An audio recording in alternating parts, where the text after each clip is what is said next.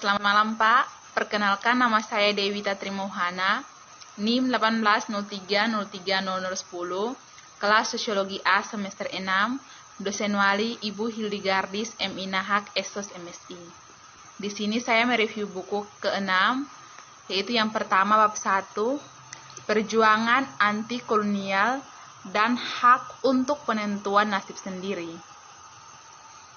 Bicara tentang perjuangan anti kolonial, yaitu yang pertama kita harus ketahui apa itu anti kolonialisme.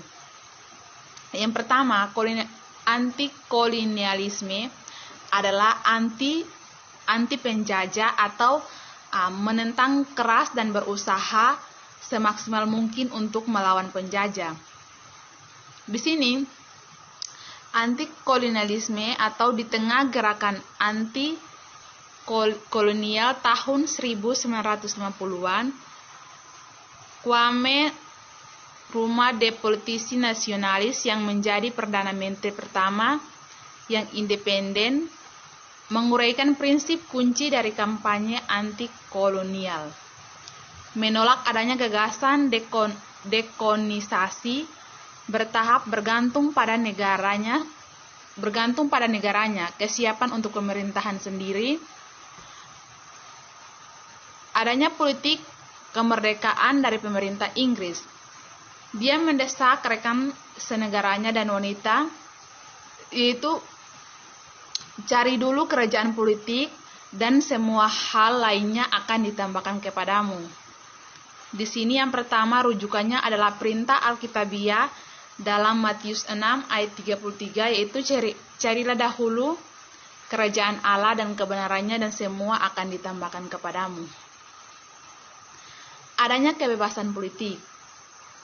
Kebebasan politik adalah hak yang paling mendasar. Apa yang dimaksud ketika kita berbicara tentang kebebasan? Di sini Julius Nyerere dari Tanzania bertanya di salah satu karyanya Banyak Risalah Politik. Jawabnya mengungkapkan hierarki hak dalam yang kebebasan nasional dan kesejahteraan ekonomi dan sosial kolektif. Di sini adanya kebebasan politik, yaitu kebebasan politik itu konsep sentral dalam sejarah dan pemikiran politik, dan salah satu fitur terpenting dalam masyarakat demokratis. Di sini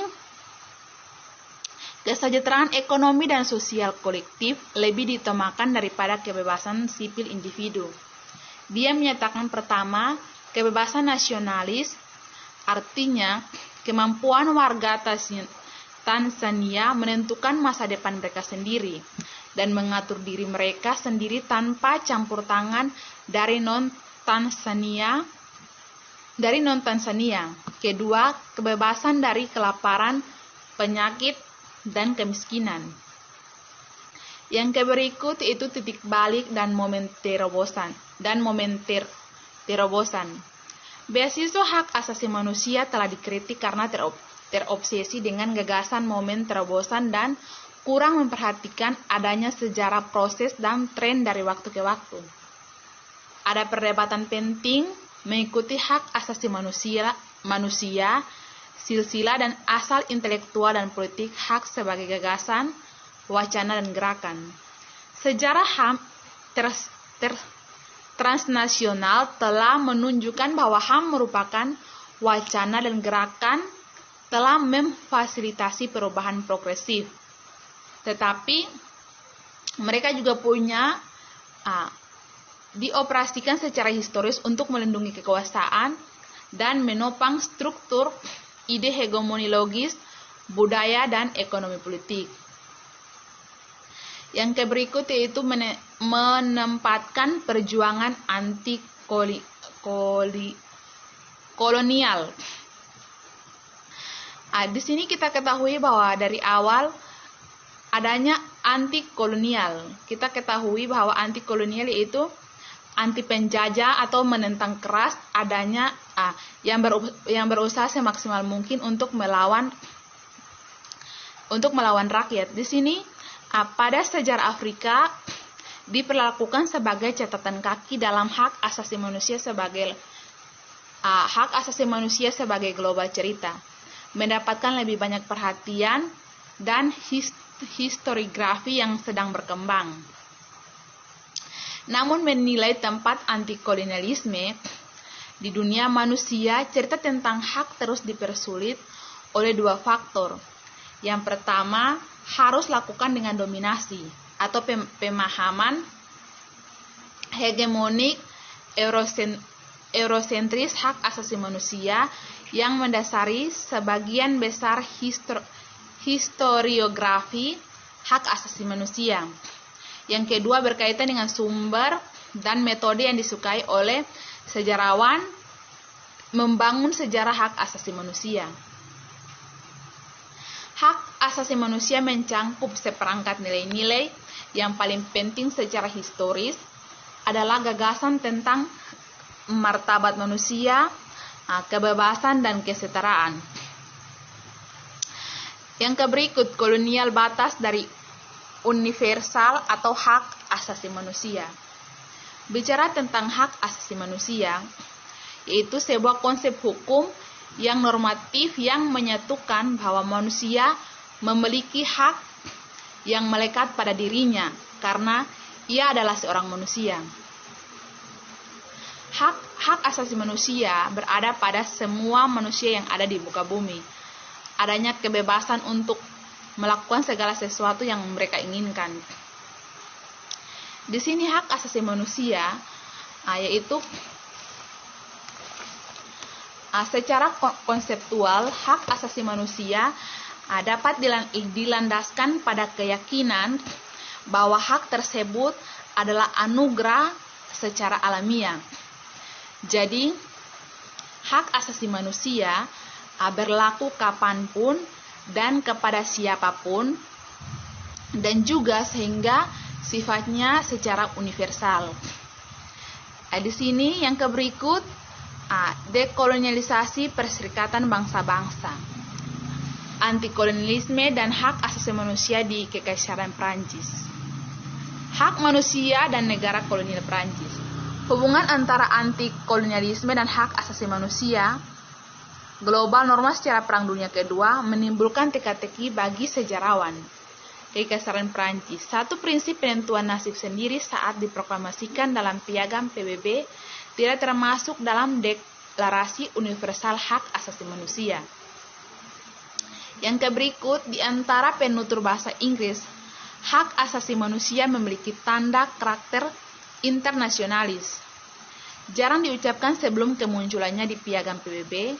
Penutur bahasa Prancis lebih suka menggunakan hak asasi manusia atau droit de l'homme menggantikan hak asasi manusia. Droits humanis seperti halnya versi resmi dokumen PBB berbahasa Prancis dalam dunia francophone. Pembelaan hak manusia adalah kiasan Republik Lama tanpa hubungan yang jelas dengan United Bangsa. Yang berikut, kekhawatiran kekaisaran atau atas munculnya pasca perang norma hak asasi manusia. Pemerintahan Prancis bekerja keras di belakang layar untuk merendam kesadaran akan standar hak asasi manusia. PBB di seluruh Kekaisaran Prancis itu sangat prihatin dengan pembatasan terhadap universitas, sal deklarasi ke dalam bahasa Arab sehubungan dengan penerimaan di Aljazair dan Protektorat Afrika Utara. Solusinya tiba dalam koordinasi dengan pemerintahan Belgia dan Inggris adalah untuk menyebarkan teks dari deklarasi universal di seluruh kekaisaran seberang laut, tetapi hanya dalam bahasa resmi mereka yaitu Prancis dan Inggris.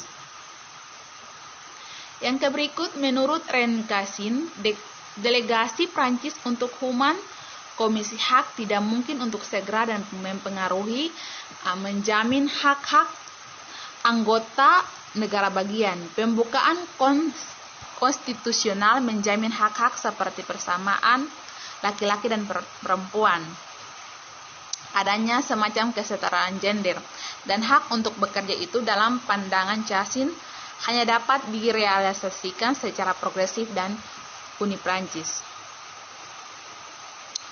Yang berikut batasan kemanusiaan.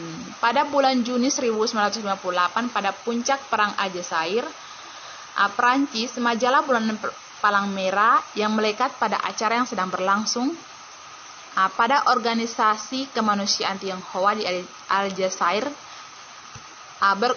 tetap berkomitmen untuk menjalankan kemanusiaannya, tindakan terlepas dari asal ras atau agama. Menurut Avore, pernyataan yang disebutkan Palang Merah Prancis akan memiliki seharusnya mampu melayani semua konstituensi ini secara merata.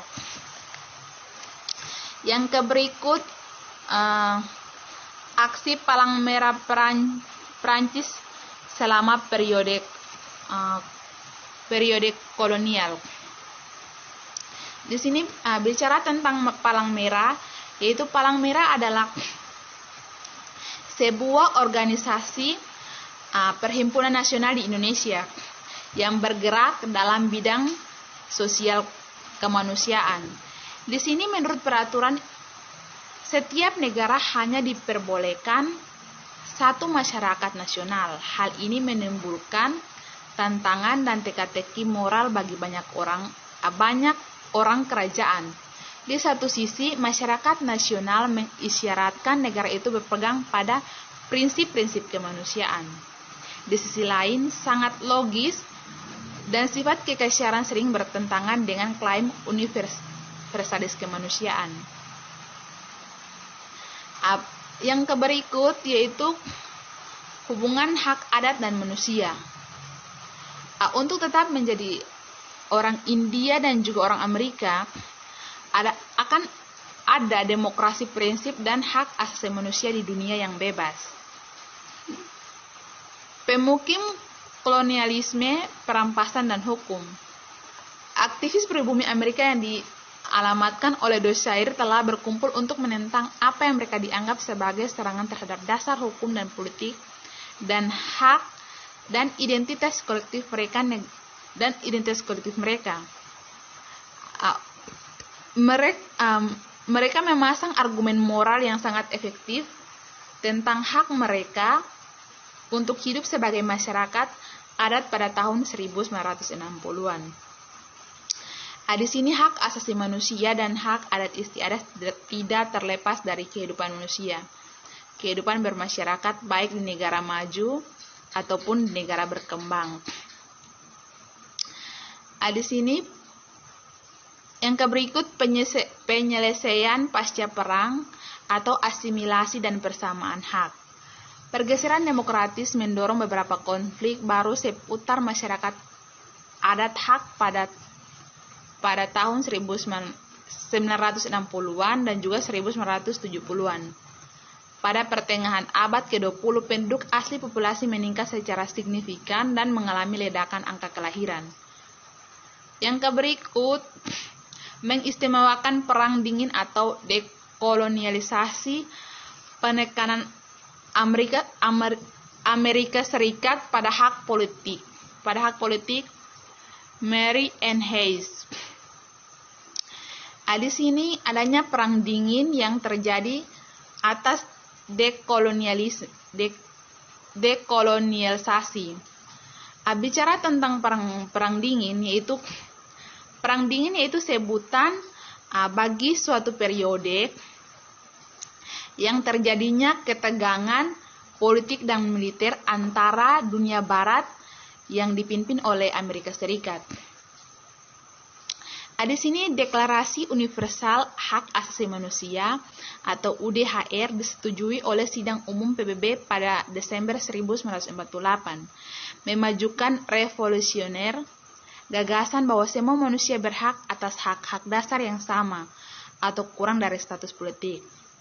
Ini masih menyangkut tentang hak asasi manusia, yaitu adanya hak-hak yang terjadi pada manusia itu sendiri. Ada gagasan bahwa manusia berhak atas apa yang dimilikinya. Yang berikut, Meskipun deklarasi bukanlah perjanjian dan tidak membawa kekuatan hukum, namun ia mendapat tempat yang berharga di lingkungan internasional.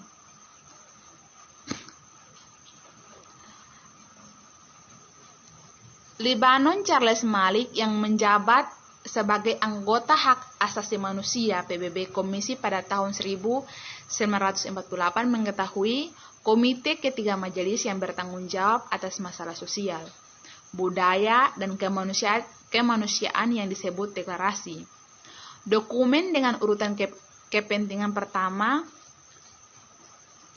Eleanor Roosevelt yang mengepalai komisi mengendalikan bahwa mungkin saja menjadi magna carta seluruh umat manusia. Yang berikut penentuan nasib sendiri sebagai hak asasi manusia dan persatuan negara-negara. Perdebatan historiografi tentang apakah pasca Perang Dunia Kedua mengemudi karena penentuan nasib sendiri merupakan kampanye karena penentuan nasib sendiri merupakan hak asasi manusia yang benar adalah panjang dan yang dalam sebagai kontribusi untuk membuktikan lebih mengacu pada suksesi revolusi Majelis Umum. Dan juga organisasi mempertimbangkan penentuan nasib sendiri untuk menjadi hak asasi manusia dan mendorong perluasan universal. Jadi kesimpulannya bahwa dalam buku bab yang ke-6 itu adanya anti-kolonialisme dan juga perjuangan anti-kolonial, adanya hak manusia dan kolonial Prancis, dan juga adanya Palang Merah dan juga Perang Dingin. Tapi di sini kebanyakan dia membahas tentang adanya hak asasi manusia, adanya hak manusia yang secara normatif yang menyatukan bahwa manusia memiliki hak yang sama yang ada di muka bumi. Jadi adanya batasan kemanusiaan dan juga